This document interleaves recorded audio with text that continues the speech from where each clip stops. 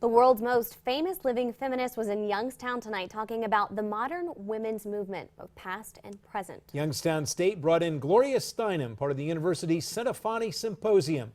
Gloria Steinem's stay in Youngstown is new at 10.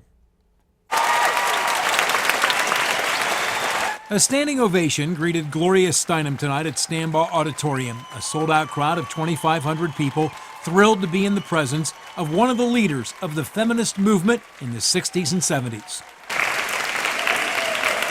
Applause also greeted Gloria Steinem before the speech, as 50, mostly female YSU students, were part of a question and answer session, some of them in awe at the chance to meet her. Your words have meant so much to me in my personal journey. I cannot even begin to thank you enough. Some of the questions were for advice, and Steinem did her best to give it. You trust each other. There's nothing that replaces trust, right? Nothing. Gloria Steinem said she was happy being back in her native Ohio. She was born in Toledo. She's now 83. It does help to be old because, of course, you remember when it was way worse than it is now. But on the other hand, you see things being repeated, which drives you crazy.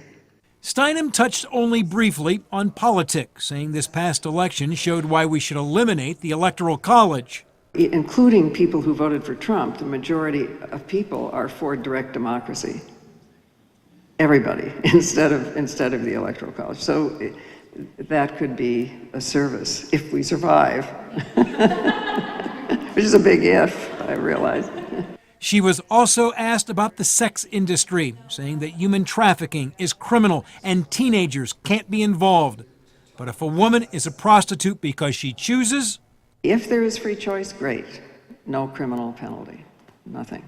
Somewhere there is a woman working her way through graduate school without a pimp, but I have not met her. Steinem was also asked about how deeply Americans should get involved with other cultures. She said, if a woman has to wear a veil to be educated, then so be it, do it. But she also said culture is what happens to women and politics is what happens to men.